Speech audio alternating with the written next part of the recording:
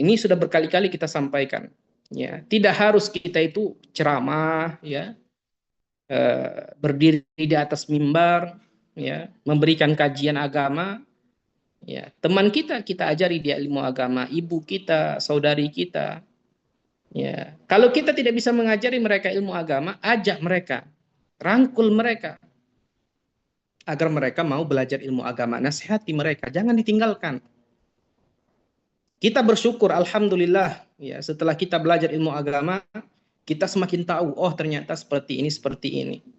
Ya, bagaimana rasa bahagia tersebut juga dirasakan oleh saudara kita. Ya, pola pikirnya seperti itu.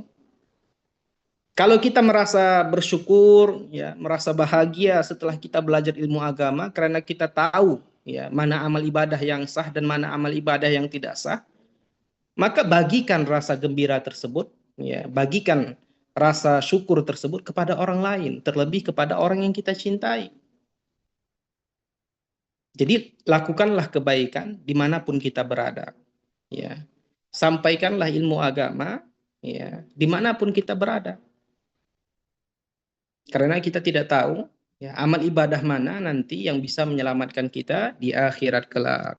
Nah, ini sengaja saya sampaikan sedikit nasihat karena saya perhatikan jumlahnya, ya, berbeda dengan jumlah-jumlah kajian kita sebelumnya. Biasanya 30 lebih, sekarang 27.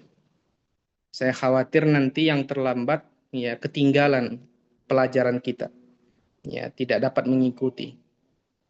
Nah, tapi tidak masalah, ada rekaman. Kita lanjutkan. Di pertemuan kita sebelumnya, Bunda, para peserta sekalian yang saya hormati dan yang saya muliakan. Di pertemuan sebelumnya, kita sudah membahas panjang lebar, ya, tentang syarat-syarat bersuci. Ya, ini sudah kita jelaskan. Ya, ada 5. Yang pertama, Islam, maka orang kafir tidak sah ketika mereka bersuci. Ya, kemudian tamyiz, maka anak kecil yang belum tamyiz, maka tidak sah, ya, mereka bersuci. Kemudian yang ketiga, tidak ada sesuatu yang menghalangi sampainya air ke anggota tubuh yang dibasuh. Ini sudah kita sampaikan. Contoh diantaranya itu adalah kutek. Ya, dan kutek itu bukan budaya kita. Ya, bukan budaya Islam. Ya, itu budaya non-Islam, maka tidak usah diikuti. Ya. Tapi kami pengen cantik, ya, kami pengen ikut-ikut tren, Ustaz. Ya sudah, pakai hinai. Ya, pakai hinai. Ya, sebenarnya saya tidak tahu apakah kuku itu bisa menambah kecantikan, ya. Itu, ya, perempuan. Kebetulan saya bukan perempuan. Setahu saya cantik itu dari wajah, ya, bukan dari kuku. Tapi tidak tahu kenapa. Ya.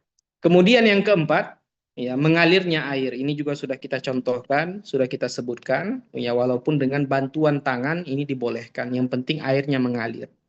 Kemudian yang kelima, ya, air yang digunakan itu harus air yang suci lagi menyucikan.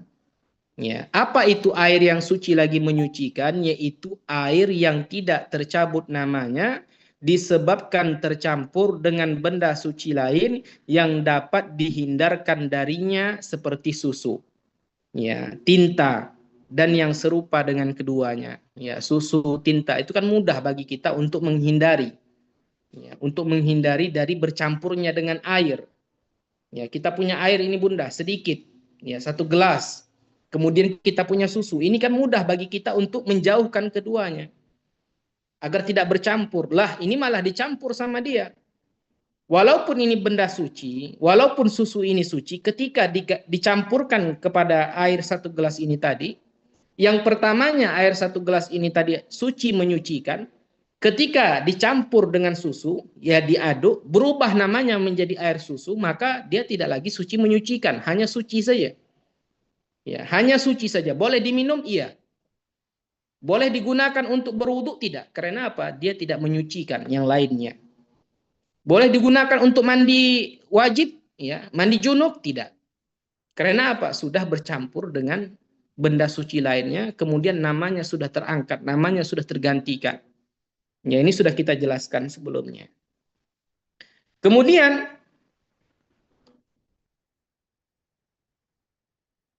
kita jelaskan juga Adapun jika air berubah karena sesuatu yang sulit menjaga air darinya, seperti berubahnya air karena sesuatu yang ada di tempat menetapnya air tersebut, atau tempat mengalirnya, atau semacamnya yang sulit menjauhkan air darinya, maka ini tidak merusak dan air tersebut tetap suci menyucikan meskipun perubahannya itu parah. Ya, ini juga sudah kita jelaskan. Kita contohkan kemarin itu adalah belerang. Ya, jadi ada namanya belerang, Bunda. Ya. Belerang ini ya kan sulit untuk kita pisahkan dengan air. Kenapa? Karena dia berada di tempat penyaluran air. Ya. Dia berada di tempat mengalirnya air tersebutlah bagaimana kita memisahkannya, bagaimana kita menghindari agar air ini dengan belerang ini tidak menyatu, kan tidak mungkin karena tempat mengalirnya yaitu air tersebut, tempat mengalirnya ya di tempat belerang itu. Maka air yang berubah disebabkan belerang ini tadi, baunya berubah mungkin, ya, kemudian warnanya kuning mungkin, ya maka ini tidak masalah walaupun perubahannya banyak. Kenapa? Karena walaupun ini berubah disebabkan benda yang suci, tapi sulit bagi kita untuk memisahkan keduanya. Ya. Kalau contoh susu tadi, itu tidak sulit bagi kita untuk memisahkan keduanya. Ya. Untuk menghindari keduanya itu bercampur, itu tidak sulit bagi kita. Berbeda ya dengan belerang. Ya, bagaimana kita memisahkan air dengan belerang tersebut? Ya, bagaimana caranya? Saya juga bingung. Artinya apa? Tidak mudah. Ya, sulit. Maka ini tidak masalah. Ya, jika sulit maka tidak masalah. Juga contoh lainnya umpama ya, lumut ya. Lumut ada apa namanya? Kolam umpamanya, kolam besar. Ya, airnya lebih dari 2 kula. Airnya sekitar 500 ataupun 1000 liter umpamanya. Ya, tapi ada lumut di dalamnya. Ya, maka ini pada umumnya air tersebut berubah baunya. Ya, baunya berubah, rasanya berubah disebabkan apa? Lumut ini tadi. Maka ini tidak masalah. Ya, karena sulit, tidak mungkin kita ambil lumutnya satu persatu, kita bersihkan, ya itu tidak mungkin. Ya, itu sulit, alamiah, alamnya memang seperti itu. Ya. Maka air yang berubah, walaupun parah, disebabkan sesuatu yang sulit untuk dipisahkan dari air tersebut, maka ini tidak masalah. Dia tetap suci menyucikan. Artinya apa? Boleh digunakan untuk berwudu, boleh digunakan untuk mandi wajib. Seperti itu. Kemudian juga sudah kita jelaskan, disyaratkan juga untuk sahnya bersuci dengan air, ya, air yang digunakan tidak berubah disebabkan najis meskipun perubahannya hanya sedikit. Ini sudah kita jelaskan. Air yang sedikit, Bunda, ya, yang kurang dari 217 liter, ya, umpama dia cuma 10 liter atau air yang berada di dalam galon itu kan cuma berapa liter itu, ya, tidak sampai ratusan. Dijatuhi najis, ya, baik berubah maupun tidak berubah, tapi kita tahu telah jatuh najis kepadanya, walaupun tidak ada perubahan, warnanya tidak berubah, baunya tidak berubah, ya, kemudian rasanya tidak berubah, maka ini tidak maka ini apa namanya, tetap menjadi najis, ya. Jika ada air yang kurang dari 217 liter, ya, air yang sedikit dijatuhi najis, ya, berubah ataupun tidak berubah hukumnya tetap najis. Kenapa? Karena ini airnya sedikit. Berbeda kalau airnya banyak, ya, airnya 10.000 liter umpamanya. Airnya 500 liter umpamanya. Dijatuhi najis. Ya. Dan kita tahu, ya, air yang banyak ini tadi telah dijatuhi najis, tapi apa? Air ini tidak berubah, sifatnya tidak berubah, warnanya tidak berubah, apa? Warnanya tidak berubah, rasanya tidak berubah, baunya tidak berubah. Ya, maka ini tidak masalah, ya, karena dia air yang banyak. Artinya apa tidak masalah? Dia tetap suci lagi menyucikan. Boleh digunakan untuk berwudu, boleh digunakan untuk mandi wajib. Ya. Maka perlu diperhatikan bagi yang memiliki tempat tampungan air di kamar mandi. Ya, bagi yang memiliki apa namanya itu tempat air yang ditampung di kamar mandi. Apa namanya itu? Bukan kolam. Ada yang tahu namanya? Bisa bantu, bisa dibantu. Hah? Bak mandi. Iya. Biasanya di kamar mandi itu ada bak mandi. Nah, itu perlu diperhatikan. Ataupun di dalam kamar mandi itu ada drum umpamanya. Ya, ada drum, ada wadah ya untuk menampung air, ini perlu diperhatikan.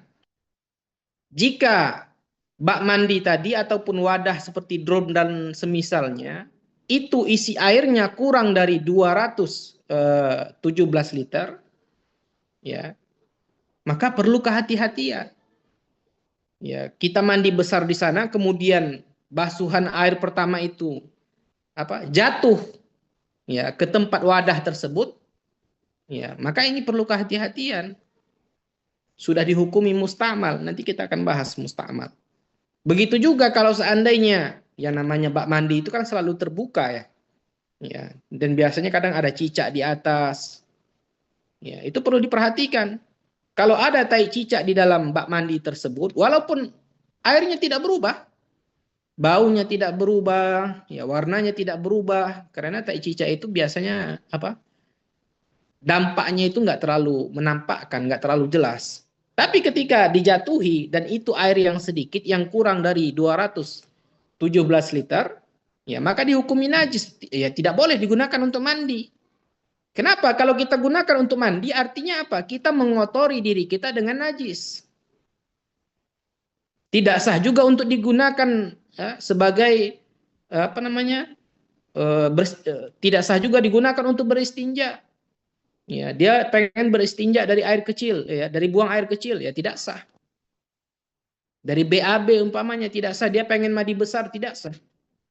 Nah, ini perlu diperhatikan bagi yang punya bak mandi, bagi yang punya wadah tertentu di dalam kamar mandinya itu perlu diperhatikan, hati-hati. Ya, jangan sembrono. Karena apa? Kalau toharohnya bermasalah, ya, bersucinya bermasalah, wudhunya tidak sah, mandi besarnya tidak sah, maka apa kelanjutannya? Sholatnya juga tidak sah. Ya, jadi perlu kehati-hatian. Perlu kehati-hatian.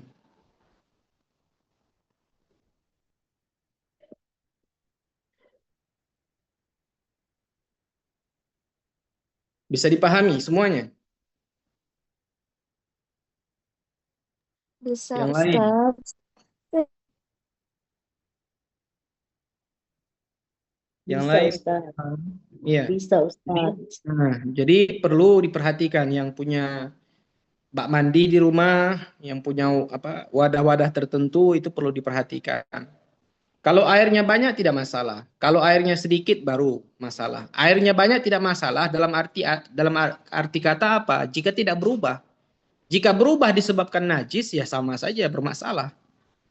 Ya, maka perlu kehati-hatian. Agar apa? Agar toharohnya itu ya sempurna. Kalau toharohnya sempurna, maka sempurnalah pula nanti ibadah dia. Kalau toharohnya tidak sempurna, maka tidak sempurna pula ibadah dia. Ini perlu diperhatikan. Sekarang kita lanjutkan ya pembahasan kita. Wa in kana al-ma'u dunal kullatain usturita an la yulaqiyahu najisun ghairu ma'fuin anhu wa an la yakuna istu'mila fi raf'i hadatsin aw izalati najisin. Ya, disyaratkan juga ya untuk sahnya bersuci dengan air ya bahwa air tersebut bukan air ya saya ulangi. Jika air tersebut kurang dari 2 kullah, ya, kurang dari 217 liter ataupun 216 liter tergantung penghitungannya seperti apa. Jika kurang dari kadar yang telah kita sebutkan ataupun disebut dengan air yang sedikit, maka disyaratkan apa? Tidak terkena najis yang tidak dimaafkan. Ini sudah kita jelaskan. Kalau airnya sedikit jangan sampai terkena najis. Begitu juga disyaratkan ya, air tersebut bukan air yang telah digunakan untuk menghilangkan hadas atau menghilangkan najis. Ya. Hati-hati. Kita punya air sedikit, ya. Air 1 ember. Air 1 ember itu kan dihitung sebagai air yang sedikit. Kenapa? Karena kurang dari 2 kullah. Maka hati-hati ketika berwudu. Ya, berwudu itu kan tujuannya apa? Menghilangkan hadas. Ya, menghilangkan hadas kecil, itu tujuan berwudu. Ya, maka hati-hati. Ya, jangan sampai air yang sedikit ini tadi, yang berada di ember ini tadi, kejatuhan air yang telah kita gunakan untuk mengangkat hadas. Ya, saya contohkan. Ada ember di depan saya. Ya, ember itu kan paling isinya berapa liter gitu kan?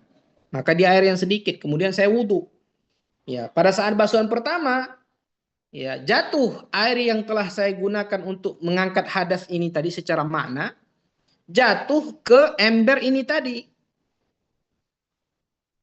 Maka air yang berada di ember ini tadi sudah dihukumi sebagai air yang musta'mal. Apa itu air musta'mal? Air musta'mal itu dia suci tapi tidak menyucikan. Ya, dia suci tapi tidak bisa menyucikan. Ya. Kalau pengen cuci piring pakai air ini boleh, jika piringnya tidak bernajis ya. Pengen nyuci baju pakai air ini boleh, jika pakaiannya tidak bernajis. Tapi jika piringnya bernajis, ya, bajunya bernajis kena kencing umpamanya, maka dia tidak bisa menyucikan. Jadi airnya itu suci, tapi dia tidak bisa menyucikan yang lainnya. Dia tidak bisa menyucikan pakaian. Ya, dia tidak bisa menyucikan piring yang terkena najis. Dia tidak bisa menyucikan pakaian yang terkena najis. Ya, seperti itu. Jadi air musta'mal itu seperti itu. Begitu juga, ya, jangan sampai air yang sedikit ini tadi, ya, apa namanya? Selain tujuannya tadi, selain contohnya tadi menghilangkan hadas, ya seperti berwudu, juga menghilangkan najis, ya. Kalau menghilangkan najis contohnya bagaimana? Kalau menghilangkan hadas tadi kan sudah kita contohkan. Ya, saya berwudu, kemudian air wudu yang telah saya gunakan ini tadi jatuh ke air yang sedikit, maka ini dihukumi sebagai air yang musta'mal. Kalau contoh menghilangkan najis bagaimana? Ada kalanya air yang sudah digunakan menghilangkan najis tersebut bisa menjadi najis, ada kalanya bisa menjadi musta'mal. Ya. Saya punya sesuatu di sini, najis darah umpamanya. Ya, ada darah di sini. Kemudian saya bersihkan dengan air. Ya. Ini air yang jatuh ini, ya, bisa dihukumi sebagai najis dan bisa dihukumi sebagai musta'mal, tergantung keadaannya. Salah satu syaratnya apa? Ya, agar air yang sudah digunakan untuk menghilangkan najis ini tidak dihukumi najis, ya, ada darah di sini, kemudian saya siram, ya, kan jatuh airnya di sini, ya, kan ada pasti jatuh airnya. Lah air yang jatuh ini Bunda hanya memiliki 2 kemungkinan. Dia bisa menjadi musta'mal, dia bisa menjadi najis. Ya. Dia bisa menjadi musta'mal kapan? Jika syarat yang pertama, jika air tersebut tidak berubah. Ya, jika air tersebut tidak berubah. Kalau saya menyiramkan air putih, maka yang jatuh juga air putih. Tapi kalau seandainya saya menyiramkan air putih, kemudian ketika jatuh berubah menjadi air merah, maka ini sudah menjadi air yang najis. Tapi jika saya siram airnya putih, kemudian jatuhnya putih, maka ini ada 2 kemungkinan. Karena masih ada syarat berikutnya. Syarat berikutnya apa? Ukurannya tidak bertambah. Ya, syarat yang kedua, yang pertama tadi kan airnya tidak berubah. Kemudian yang kedua, airnya tidak bertambah ukurannya. Kalau seandainya saya siram air 1 liter, maka yang jatuh juga 1 liter. Kenapa? Kalau seandainya ya, yang saya siram 1 liter, sedangkan yang jatuh 1 liter 1 on, contoh, maka 1 on ini bisa dipastikan adalah kotoran najis tersebut. Bertambah dia. Dan sebagaimana yang kita ketahui, air yang sedikit ketika terkena najis, maka dia dihukumi najis.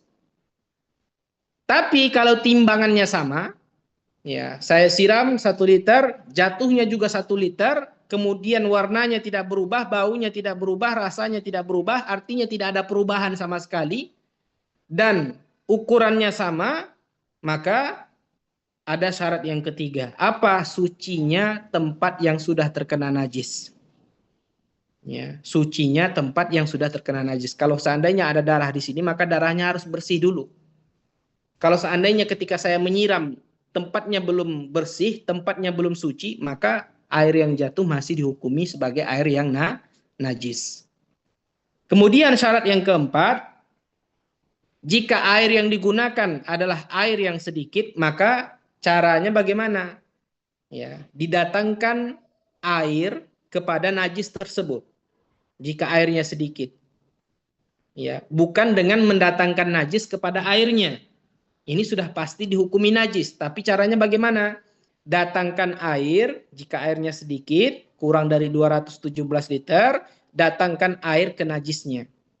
Bukan datangkan najis ke air tersebut. Karena apa? Kalau seandainya saya ada luka di sini, berdarah, saya masukkan ya tangan saya yang berdarah ini, yang bernajis ini ke dalam air, ke dalam ember yang sedikit airnya, maka sudah bisa dipastikan air yang berada di ember ini ya sudah berubah menjadi air yang najis.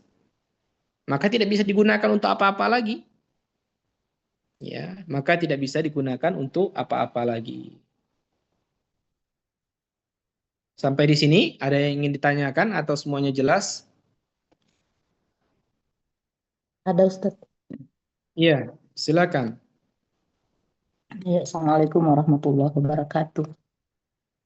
Ini Ustaz Waalaikumsalam warahmatullahi. eh, tentang membersihkan. Jadi seumpama Ustaz, mohon maaf ini mungkin agak keluar, tapi saya kira ada juga kaitannya. Misalnya ada satu baskom. Ini terjadi kan sering sekali. Misalnya kita cuci piring. Apalagi kalau misalnya di pesta pernikahan. Ini kan yang mau dicuci, yang mendatangi air. Kan disimpang air itu satu baskom atau dua baskom, kemudian dibilas. Jadi istilahnya ini piring yang mendatangi air, bukan disiram, tetapi pokoknya eh, piringnya ini, gelasnya ini dikasih turun di air itu, padahal air sudah duluan di bawah. Itu kira-kira seperti apa hukumnya, Ustaz? Artinya yang dicuci mendatangi air, bukan air yang mendatangi sesuatu yang mau dicuci. Makasih banyak, Iya, Ustaz. Assalamualaikum saya warahmatullahi paham. wabarakatuh. Waalaikumsalam. Jangan lupa, kita sedang membahas tadi tentang sesuatu yang terkena najis. Ya, Ya. kalau piringnya tidak terkena najis, ya, tidak ada apa-apa, orang cuma makan saja. Maka ini tidak Ya. masalah. Kalau seandainya dia mendatangkan air, maka tidak masalah. Yang kita bahas tadi adalah umpama piringnya terkena najis nih, ada darahnya, kena darah, dan airnya sedikit. Cara menyucikannya bagaimana? Apakah piringnya dicelupkan ke airnya, ke air yang sedikit ini, atau airnya yang disiram ke piring yang terkena najis ini tadi? Maka jawabannya adalah yang kedua. Dia ambil air yang sedikit, kemudian dia siram. Ya, Ustaz. Seperti itu. Tapi kalau seandainya ya piring tidak bernajis, ya, ataupun kita tidak tahu bahwasanya ini piring terkena najis atau tidak, ya sudah. Ya, jadi ragu-ragu itu ya tidak bisa menghukumi sesuatu dengan najis. Contoh nih Bunda, ya. Setahu saya pakaian saya tidak bernajis karena saya yang pakai. Maka ketika saya menyuci, ya menyuci pakaian saya, kalau saya sudah yakin pakaian saya tidak bernajis, ya sudah. Ya, saya masukkan ke mesin cuci, saya kucek-kucek, ya, saya rendam pakai air umpamanya, ya. Walaupun airnya sedikit saya rendam. Kenapa? Ini pakaian tidak bernajis. Tapi kalau seandainya pakaian ini saya tahu bernajis, maka apa yang saya lakukan? Saya hidupkan keran, nah saya bersihkan dulu, ya. Agar apa? Agar najisnya itu, agar pakaian yang terkena najis ini menjadi suci.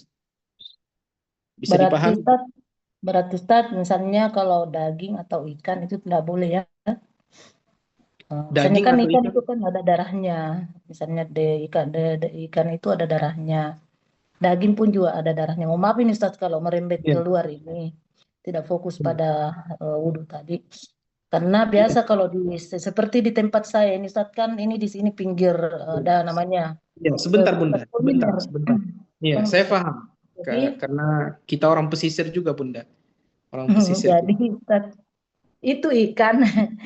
Saya sengaja bawa air botol karena kalau saya lihat dia celup itu ikan turun di air, sementara juga sudah dipakai ikan-ikan sebelumnya yang beli sebelumnya. Maka saya kasih air botol, suruh cuci siram karena itu yang saya khawatirkan Ustaz. Apakah ini Iya, berlebihan kekhawatiran saya atau bagaimana? Karena yang saya seperti pikirkan ya ada darahnya. ya, seperti yang saya sebutkan. Keraguan itu tidak bisa menghukumi sesuatu dengan najis. Iya, Ya, Ustaz. kemudian pada umumnya Bunda, ini yang ada di tempat saya tidak tahu ada di tempat Bunda bagaimana. Kalau di tempat saya itu, ya ikan, ya ataupun ayam, ya mereka bersihkan terlebih dahulu. Ya, mereka bersihkan terlebih dahulu. Ya, tapi, tapi ada ulama yang mengatakan, ada ulama yang berpendapat bahwasanya darah hewan yang bisa dimakan itu dimaafkan jika, dimaafkan jika sedikit. Ya, jika sedikit itu dimaafkan darahnya. Bisa difahami, Bunda. Ya Ustaz Saya, bisa. saya punya ikan ini, saya belah, kan berdarah dia, saya cuci, ya saya Ya. bersihkan, sudah semaksimal mungkin. Ya, tapi masih ada umpamanya sedikit, ya maka ini tidak masalah. Iya Maka Ustaz. ini tidak masalah. Seperti itu. Kembali lagi ke mustakmal Ustaz, satu lagi, boleh ya? Misalnya tadi dikatakan bahwa nanti kan cucian pertama, kalau tidak salah juga sebelumnya sudah dibahas. Cucian pertama itu yang mustakmal, misalnya air wudhu ke muka. Terus kemudian menetes dan menetesi air yang kita pakai, misalnya di gayun itu otomatis itu mah dihukumi air mustakmal ya, kalau ada menetes turun. Nah, Iya, Bunda. kira-kira bagaimana ketika ada orang berwudhu, ambil satu gayun air, kemudian tangannya dicuci di luar, kemudian itu setiap mau mencuci anggota wudhunya itu dia mencelupkan tangannya masuk ke dalam. Itu tidak apa-apa ya. Yang penting tidak ada misalnya kelihatan betul menetes turun atau terpercik. Karena yang jelasnya kalau sudah terpakai dan terpercik itu. Ya, Iya. bagaimana itu kira-kira? Ustaz? Yang Karena ada saya dijelaskan lihat oleh begitu para, orang yang, berwudhu. iya, ada yang bertanya juga seperti itu, saya paham. Yang dijelaskan oleh para ulama Bunda dan saya tanyakan juga dan penjelasannya sama. Yang dimaksud dengan air mustakmal itu apa? Air yang jatuh dari anggota badan yang sudah kita sucikan. Ya, bukan yang berada di tangan, tidak. Ya, kan umpama ini saya basuh muka saya, itu kan biasanya ada air yang jatuh. Ya, ini air yang jatuh ini, jika jatuh ke air yang sedikit, ya maka dihukumi sebagai air mustakmal. Seperti itu. Bisa dipahami, Bunda? Jadi artinya Ustadz, misalnya ada yang jadi Ustadz artinya begini Ustadz. Ya saya paham itu, tapi kira-kira misalnya ke tangan ini dipakai mencuci muka. Kemudian ada air yang berada melengket misalnya di tangan, yang penting tidak menetes itu tidak dianggap ya. Artinya kan pasti kalau terpisah dari muka itu tangan dan ada air di situ bekas cuci tangan, cuci muka, itu bukan Iya. itu yang dianggap mustakmal ya. Iya, seperti itu yang Ini harus dijelaskan di dalam diperjelas kitab. Ustadz karena Iya, seperti itu yang masih banyak. dijelaskan. Yang dijelaskan di dalam kitab fikih itu seperti itu. Karena apa, Bunda? Ini tangan, ya, setelah kita gunakan, ya, air, setelah kita gunakan air, ini tangan, dia tidak lagi dikatakan apa namanya, ada airnya, tapi dikatakan apa namanya, dikatakan mablulah, Oh iya ya, ya. ya, bukan dikatakan ada air lagi, ya nih. Kita itu tidak akan mengatakan la yuqal yani fihil ma atau fihal ma. Kita itu tidak akan mengatakan seperti itu, tapi kita akan mengatakan bahwasanya yadi mablula. Ya, bukan yadi yani fihal ma atau bagaimana itu tidak.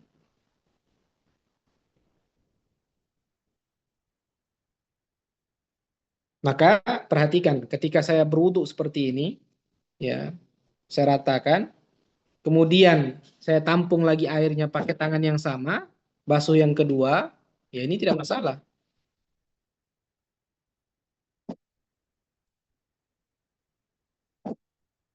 Bisa dipahami, Bunda? Iya Ustadz, makasih banyak. Iya, sama-sama. Eh, Bagaimana hukum jika satu tetes darah jatuh ke dalam bak mandi yang lebih Lebih dari 2 kullah, ya. Kalau lebih dari 2 kullah, artinya disebut sebagai air yang banyak. Jika dijatuhi najis, ya maka dilihat apakah airnya berubah atau tidak. Dilihat baunya berubah atau tidak, warnanya berubah atau tidak, rasanya berubah atau tidak. Kalau tidak, maka dia tetap dihukumi sebagai air yang suci lagi menyucikan. Bedanya kalau itu air sedikit, dijatuhi najis, berubah ataupun tidak berubah, dihukumi najis. Kalau airnya banyak, berubah baru dihukumi najis. Kalau tidak berubah, maka tidak dihukumi najis. Seperti itu. Bagaimana hukumnya jika kita bersuci atau mandi besar dengan air dari shower? Kita tidak tahu volume air tersebut. Ya, kalau shower itu kan datangnya dari atas ke bawah. Ya. Ini tidak masalah. Kan kita sebutkan tadi, kalau kita ingin bersuci, jika airnya sedikit, maka airnya yang datang ke objeknya. Ya. Bukan objeknya yang datang ke airnya. Yang masalah itu apa? Yang berhadas atau yang terkena najis yang mendatangi air yang sedikit. Ini yang bermasalah. Tapi jika air yang sedikit mendatangi yang berhadas atau mendatangi benda yang sudah terkena najis, maka ini tidak masalah. Ya. Ada orang pengen menyucikan pakaian yang terkena najis. Ya. Airnya cuma 1 gayung. Maka bagaimana caranya? Datangkan air ke pakaian tersebut, bukan mendatangkan pakaian yang terkena najis ke gayung tersebut. Kenapa? Karena itu jika dia lakukan, maka air yang 1 gayung ini menjadi najis. Karena dia air yang sedikit. Bisa dipahami, Adela Ratnasari? Insya Allah bisa Ustaz. Jazakillah khair. Nah, Iswahyu ini bisa dipahami?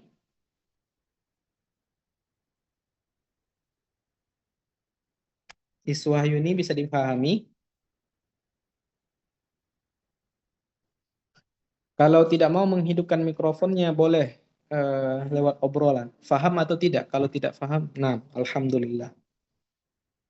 Nah, sekarang kita akan membahas sesuatu yang penting ya, berkaitan dengan permasalahan tayamum.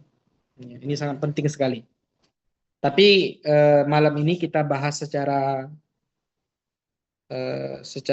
ringkas saja karena waktunya sedikit. Nanti di pertemuan selanjutnya baru kita kaji lebih dalam seperti itu. Di sini disebutkan wa man lam yajidil ma'a aw kana yadurruhul ma' tayammama ba'da dukhulil waqti. Orang yang tidak mendapatkan air ya, dia di antah berantah umpamanya, di padang pasir umpamanya tidak mendapatkan air. Atau dia berada di suatu kota yang memang tidak ada airnya. Ataupun ada air, akan tetapi apa? Membahayakan dirinya. Contohnya apa? Kalau dia pakai air nanti lukanya lama sembuh, penyakitnya semakin panjang nanti sembuhnya.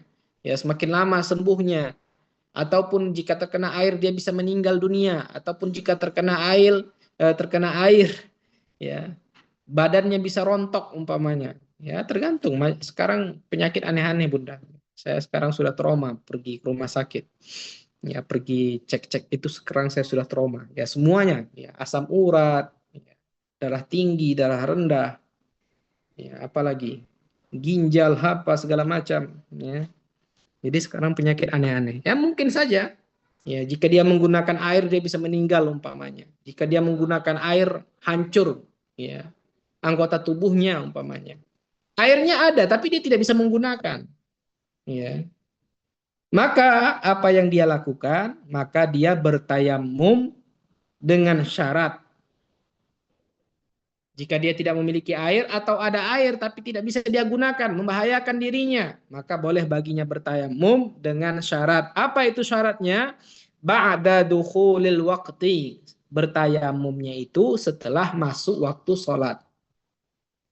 Ya, pengen sholat zuhur, tapi tidak bisa menggunakan air atau airnya memang tidak ada. Maka kapan dia bertayamum? Tatkala sudah masuk waktu zuhur. Jadi nggak boleh dia tayamum sebelum masuk waktu zuhur, itu nggak boleh. Kapan dia bertayamum? Setelah masuknya waktu zuhur. Kemudian yang kedua, syarat yang kedua, wazawalin najasatil lati la yu'fa anha. Ya. Dia bertayamum setelah hilangnya najis yang tidak dimaafkan. Kalau seandainya ada di anggota badan dia najis, maka sebelum dia bertayamum, dia bersihkan dulu najis tersebut. Ya, ada darah di tangannya, ada darah di perutnya, ada darah di kakinya, contoh, maka harus dibersihkan terlebih dahulu. Dibersihkan menggunakan air, tapi airnya kan nggak ada, Ustaz. Ya, contoh. Atau dia memang tidak boleh menggunakan air, Ustaz. Ini bagaimana?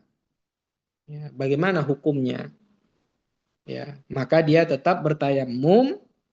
Ya, kemudian nanti setelah dia mendapatkan air ataupun setelah dia sembuh, maka dia qadha salat tersebut. Ya, ada najis umpamanya. Ya,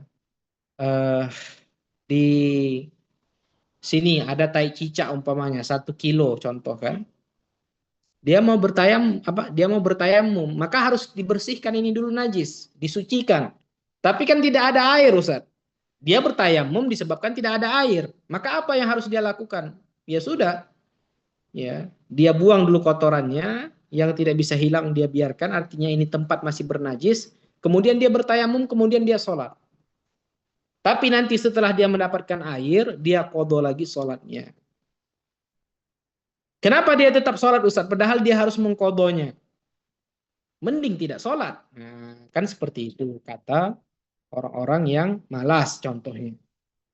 Kalau dia tahu dia mengqadha lagi, kenapa dia sholat? Nah, inilah hebatnya Islam itu. Kenapa dia tetap sholat? Untuk menghormati waktu sholat. Segitunya. Contoh nih, ada orang ditahan, ya, di penjara, nggak ada pakaian, ya, nggak dikasih air, nggak dikasih apa, tapi dia tahu masuk waktu sholat. Apa yang harus dia lakukan? Sholat. Walaupun nanti dia tetap wajib untuk mengqadhanya. Kenapa dia sholat? Menghargai waktu sholat. Seperti itu. Dalam fikih disebutkan seperti itu. Kemudian, ini yang kita sampaikan, ya, sering kita sampaikan di saat kita membahas tentang orang yang sedang umroh atau haji, atau yang berada di rumah sakit. Apa itu? Biturabin khalisin tahurin lahu gubar.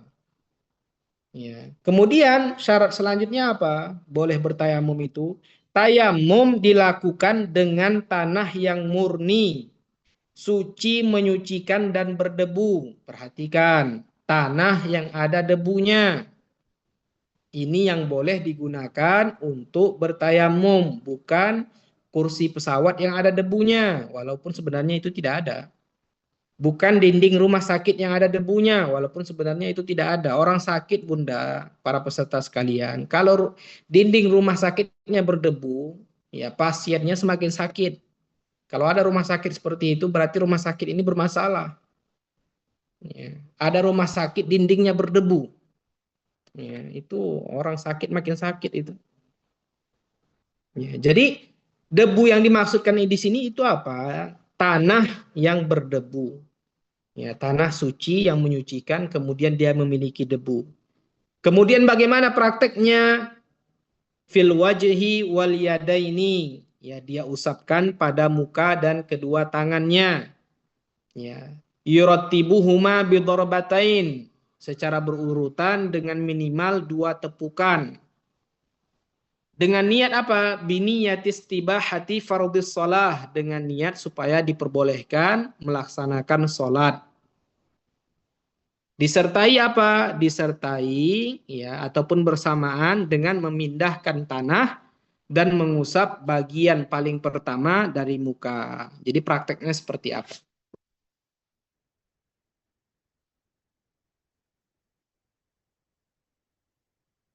Prakteknya itu seperti ini. Nih, ada tanah nih, ya ada debunya. Ya, tepuk. Ya. Kemudian ketika hendak mengangkat ya, kedua telapak tangan ini ke wajah, maka disitulah letaknya niat. Ya, niat ketika diangkat, nah disitulah letaknya niat. Ya, saya bertayamum ya agar diperbolehkan sholat. Ya sudah. Hmm. Kemudian ini jangan lupa di bawah hidung jangan lupa. Ya.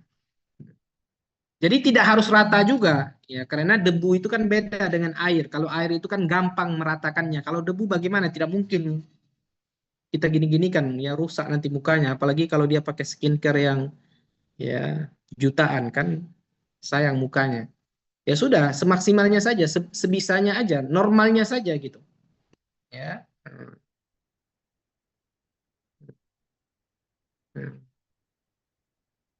Kemudian kalau sudah, ya tepuk lagi.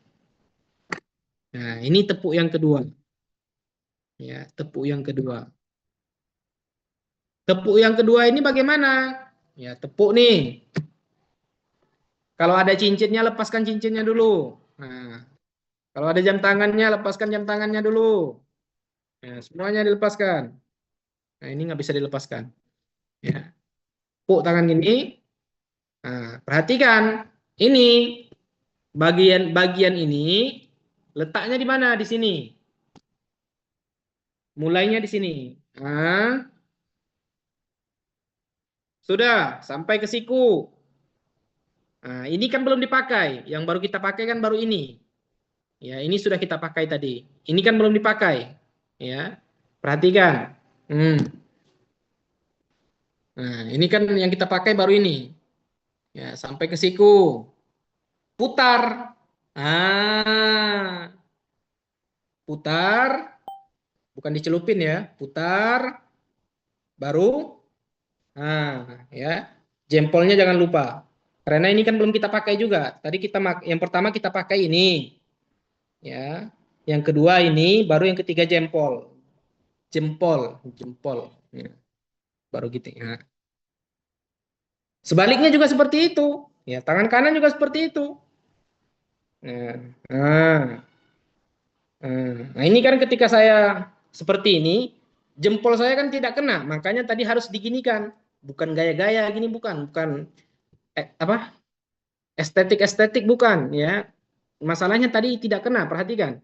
Ya, ketika saya seperti ini, nah ini kan jempol saya tidak kena, ya, maka putar, ya, bukan dijilat, bukan dicelupin juga, putar. Ah, seperti itu.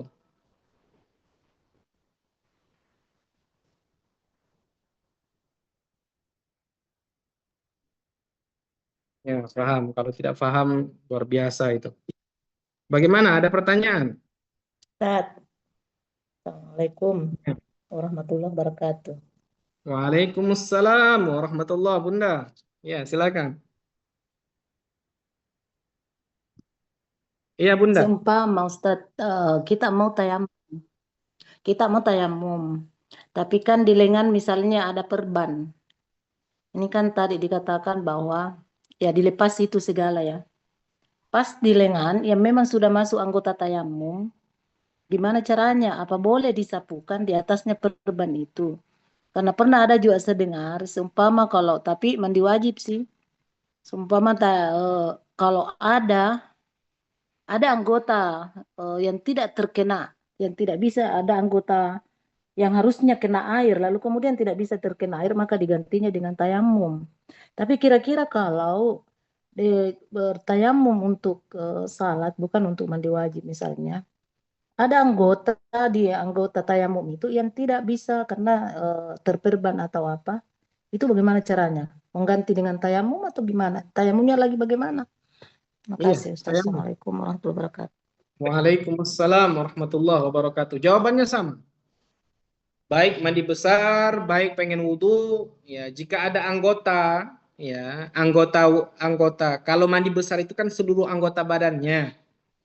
Ya, jika ada sini luka umpamanya kena bacok umpamanya nggak bisa terkena air, maka ya udah jangan dikenakan air, sisanya saja yang dikenakan air. Ini jangan terkena air. Terus ini bagaimana digantikan dengan tayamum? Wudhu juga seperti itu, ya.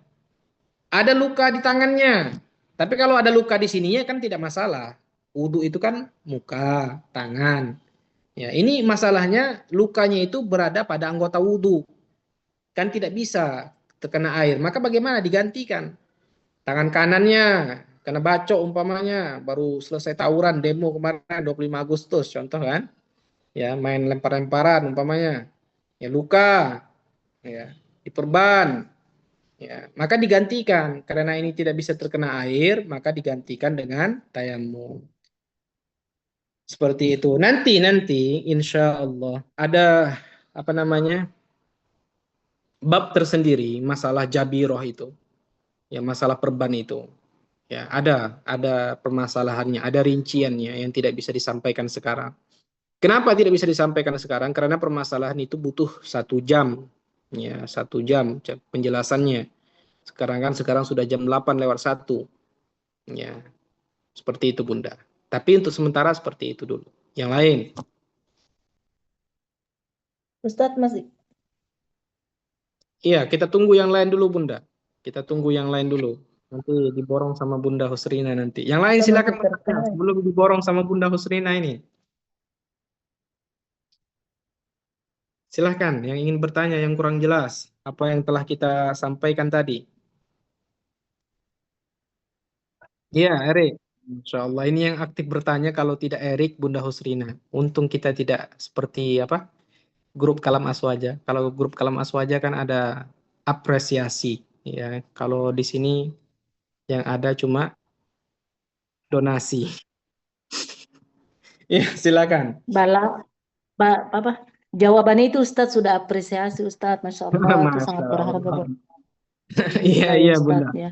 Iya Bunda. Hmm. Erik, iya silakan. Nanti setelah itu baru Bunda Husrina.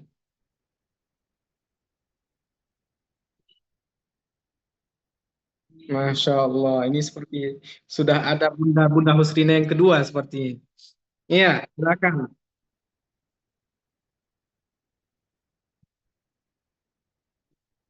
Topik Anda. Iya, silakan, silakan.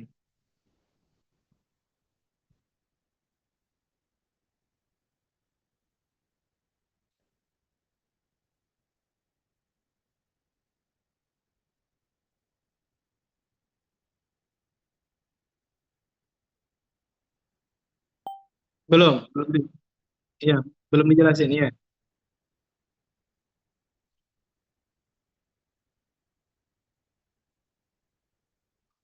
Iya, iya, iya.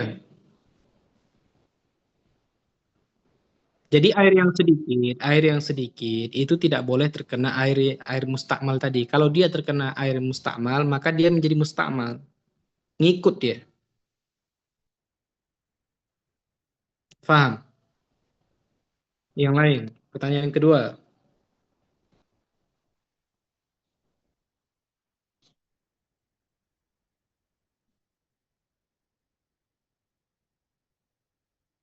Nggak dibolehin, maksudnya bagaimana? Boleh dong, boleh dah. Boleh, boleh. Ya, boleh. Dicabut adminnya. Untuk muraja supaya anu. Maksudnya Hmm. dicabut adminnya bagaimana? Saya bingung. Di grup. Oh, cuma admin aja yang bisa. Ya sudah, nanti bisa apa namanya? Koordinasi dengan Kak Ulfa atau admin-admin yang lain. Seperti itu. Amin wa fiik. Ya Bunda, pertanyaan yang terakhir dari Bunda Husrina. Yang lain tidak mau bertanya. Ya, misalnya Ustadz lagi wudhu ya. Hmm. Di anggota wudhu itu ada yang terperban. Ini pertanyaanku sebenarnya maksudnya. Kemudian kalau dikatakan penggantinya itu adalah yang tidak terkena air itu, penggantinya adalah tayamum. Tapi bagaimana misalnya kalau di tayamum itu juga yang mau di tayamum itu berada pada anggota yang mau harus dikena juga tayamum itu kira-kira gimana Ustaz? Sehingga saya tadi mengatakan bahwa kalau misalnya pakai gelang apa, pakai jam tangan dibuka dulu supaya Oh, terkena itu. Tapi bagaimana hmm. kalau di anggota itu justru itu yang diperban Oke. itu loh Ustaz. Gimana caranya Beda menggantikan Bunda. dengan Oke, tayamum? oke, saya paham. Ya. Beda Bunda. Bunda mengusap air di atas perban dengan Bunda mengusap pasir di atas perban. Itu beda. Dampaknya beda. Bisa Iya, iya. dipahami. Jadi ketika Ya. ada perban di tangannya ya sudah. Ya jangan jangan dibuka perbannya terus lukanya juga dikasih pasir ya, dikasih debu ya itu makin parah. Bukan seperti itu. Ya sudah dia usap saja bagian atasnya. Iya, iya Ustaz, ya Ustaz. Iya, Makasih. nanti rinciannya ada Bunda, rinciannya ada ya apakah dia ada ini nanti saya masuk nanti timbul pertanyaan. Tapi saya jelaskan gambarannya ya, tapi jangan ada yang bertanya. Iya, Ustaz. Insyaallah Dia saya tidak nanti bertanya Bunda. lagi. Iya, dia nanti ya Iya, salah iya. satu rinciannya itu apa? Itu kan setelah dioperasi ataupun setelah dijahit, ini najisnya dibersihkan atau tidak? Tapi pada umumnya kan tidak. Bahkan malah dikasih alkohol. Iya, iya. Ya, supaya apa? Nah, ini ada pembahasannya. Kalau dia tempat lukanya itu sudah dibersihkan, begini hukumnya. Sholatnya seperti ini. Kalau belum dibersihkan, seperti ini. Kemudian perban itu kan pada umumnya, yang diperban bukan hanya lukanya saja. Iya kan? Lukanya satu ini, 1 sentimeter, atau bukan, pendek kali. 5 sentimeter contoh. Tapi yang dibalut apa? Semua tangannya. Kan seperti itu. Artinya apa? Melebihi luka. Ini ada Oh, pembahasannya. Kalau melebihi luka seperti ini, kalau pas di lukanya seperti ini. Jadi ada hukumnya, rinciannya itu ada. iya, Ustaz. Kalau lukanya itu di kaki, bagaimana hukumnya? Kalau lukanya di anggota wudhu, kalau lukanya itu di dada, bagaimana hukumnya? Kalau lukanya itu di anggota wudhu, bagaimana hukumnya? Ada rinciannya. Makanya saya sebutkan tadi tidak cukup kalau kita jelaskan. Nanti ada insya Allah. Dan sebenarnya iya, nanti ada insya Allah. Doakan kita semua panjang umur, ya sehat-sehat Amin. selalu, ya sehat-sehat selalu juga tidak mungkin, ya kadang-kadang manusia juga sakit ya. Yang penting kita punya kekuatan, punya umur, ya kita belajar ilmu agama pelan-pelan, ya yang penting kita faham, kita amalkan, kita ajarkan. Ya, tidak cukup hanya mendengar saja, tidak, diajarkan Bunda. Bunda-bunda punya cucu, ajarkan ke cucunya. Bunda-bunda punya anak, laki-laki, perempuan, ajarkan ke mereka. Bunda punya suami, para peserta punya suami, punya istri, ajarkan. Jangan tunggu orang lain. Ya, jangan tunggu orang lain yang mengajarkan. Kita yang mengajari mereka. Kalau keluarga kita sudah kita ajarkan, geser sedikit ke tetangga kita. Ya. Jadi ilmu itu bukan cuma sekedar diperam. Ya, nggak tahu diperam itu bahasa Indo atau tidak. Dierami, bukan. Nah, disimpan. Ilmu itu bukan untuk disimpan. Kenapa? Karena ilmu akan dimintai pertanggungjawaban sebagaimana harta dimintai pertanggungjawaban. Harta ditanya, kemana engkau salurkan hartamu? Ya. Kemana hartamu engkau salurkan? Ilmu juga seperti itu. Bagaimana engkau menggunakan ilmumu? Apakah ilmumu sudah engkau ajarkan atau tidak? Semuanya akan ditanyai Bunda. Walaupun ilmu kita sedikit, para peserta sekalian, walaupun ilmu kita sedikit, akan dimintai pertanggungjawaban. Dan mengajari orang lain ilmu agama, apalagi akidah, besar pahalanya Bunda. Ya, besar pahalanya peserta sekalian, sebesar gunung Uhud, sedekah emas sebesar gunung Uhud. Ya, saya seumur hidup saya mungkin tidak akan pernah sedekah emas sebesar gunung Uhud karena memang tidak ada. Adapun belum tentu saya mau. Ya, jujur Oh, saja, ya, jujur saja, mau punya emas sebesar gunung Uhud saya sedekahkan kan, berarti memang ya sudah luar biasa sekali. Tapi dengan cara kita ajarkan orang lain ilmu agama, dengan cara kita ajarkan orang lain akidah, pahalanya sama. Makanya saya kalau sholat Jumat, kotak Jumat itu lewat saya biarin. Ya, karena saya sudah sering mengajar.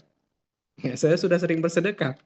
Ya, tapi alasannya bukan sebenarnya alasannya bukan itu, memang ya kantong jubahnya kosong, makanya dilewatin. Seperti itu. Ya, jadi nyari pahala itu mudah.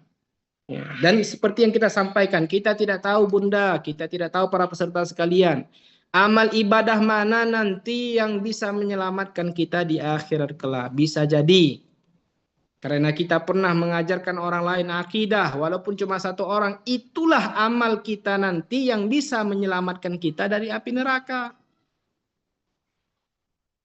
Api neraka itu nyata Bunda, bukan dongeng. Ya, para peserta sekalian, api neraka itu nyata, sudah diciptakan, tinggal nunggu penghuninya saja. Semoga Allah Subhanahu wa taala menjauhkan kita dan keluarga kita, orang-orang yang kita cintai dari api neraka. Ada yang ingin ditanyakan? Mohon maaf ya kalau nadanya agak sedikit tinggi. Ini bukan marah, memang seperti itu. Kalau menyampaikan memang seperti itu. Ada yang ingin ditanyakan? Selain Bunda Husrina dan selain Erik Irawan, ya bonus mereka sudah selesai. Bonus mereka nanti di kajian selanjutnya. Ya. Iya, 1 kali tapi 2 pertanyaan. Itu sudah habis bonusnya itu. Yang lain? Semuanya jelas? Sabarlah Berik. Adinda Erik sabar. Jelas, Ustaz. Iya, iya, iya. Kalau ada yang pertanyaan darurat boleh di Japri, tapi terkadang saya lama menjawabnya. Jadi tidak harus di Zoom. Ya, boleh ditanya saya. Insya Allah kalau ada waktu saya jawab. Nah kan, udah nggak bisa ngomong lagi. Alhamdulillah, ya mudah-mudahan Allah Subhanahu Wa Taala senantiasa memudahkan segala urusan kita, mengabulkan segala hajat baik kita, memudahkan rezeki kita, melunaskan hutang-hutang kita bagi yang punya hutang, dan semoga Allah Subhanahu wa taala ya senantiasa memberikan kita umur yang panjang, keberkahan pada umur kita, senantiasa memberikan kita ketaatan, ya kesehatan agar kita bisa berdakwah, agar kita bisa belajar ilmu agama dan mengajarkannya. Dan semoga Allah Subhanahu wa taala mengumpulkan kita di surga sebagaimana Allah Subhanahu wa taala mengumpulkan kita di atas dunia ini. Amin amin ya rabbal alamin. Barakallahu fikum. Kita tutup dengan bacaan tahlil, salawat dan istighfar. La ilaha illallah. Allahumma salli ala sayyidina Muhammad وعلى آل سيدنا محمد رب اغفر لي ولوالدي وللمؤمنين والمؤمنات والحمد لله رب العالمين بارك الله فيكم السلام عليكم ورحمة الله وبركاته.